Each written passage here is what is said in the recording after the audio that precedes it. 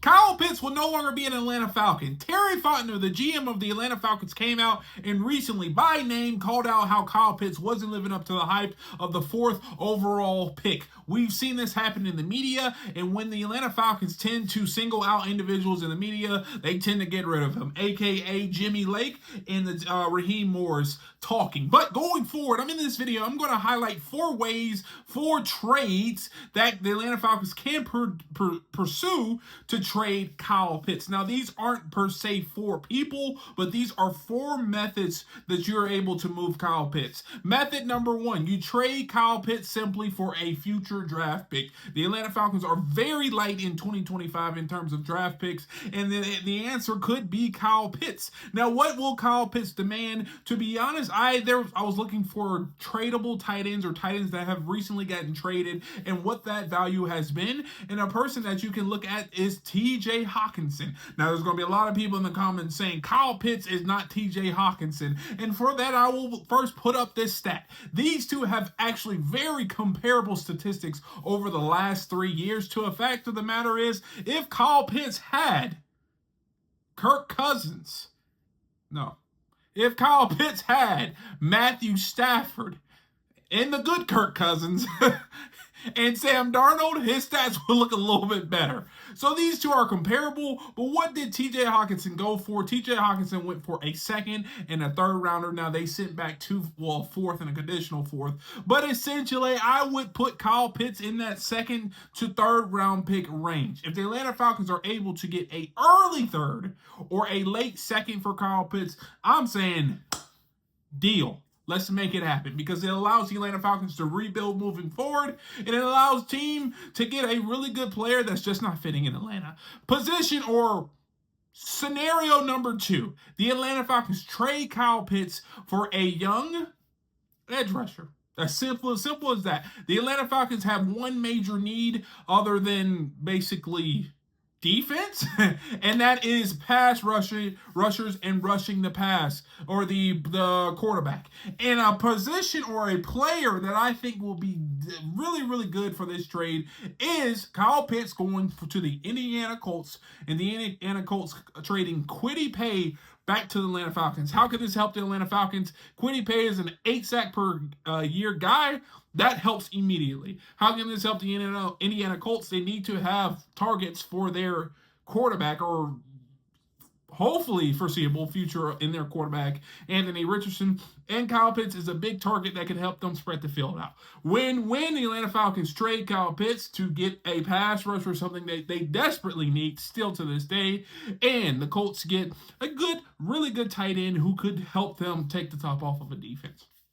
Scenario number 3. And this is probably I would say scenario number 1 is most likely, and then scenario 3 could actually happen. And that's you include Kyle Pitts for a blockbuster trade. Now, there's been a lot of people tying Micah Parsons to the Atlanta Falcons if he doesn't re-sign with the Dallas Cowboys. Now, I personally think he would re-sign with the Dallas Cowboys, but there is speculation that the Dallas Cowboys cannot re-sign that Micah Parsons when Dak and CeeDee Lamb's on the roster. That's just a lot of money going to 3 players. Now, because of that, the Atlanta Falcons will need to find out ways to acquire Micah Parsons, and including in the draft picks that they're going to have to give up, they could give up Kyle Pitts to alleviate some of that package that they would have to send over. So instead of whatever 2 or 3 first, it could be 1 or 2 first and Kyle Pitts. This will actually help out Dallas as well, because they'll get the picks, but they'll also get a receiving threat,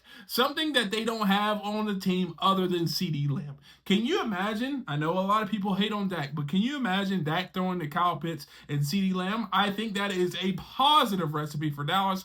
But getting back for Atlanta, we get the ultimate edge rusher in that blockbuster trade that a lot of people have been looking for since day 1.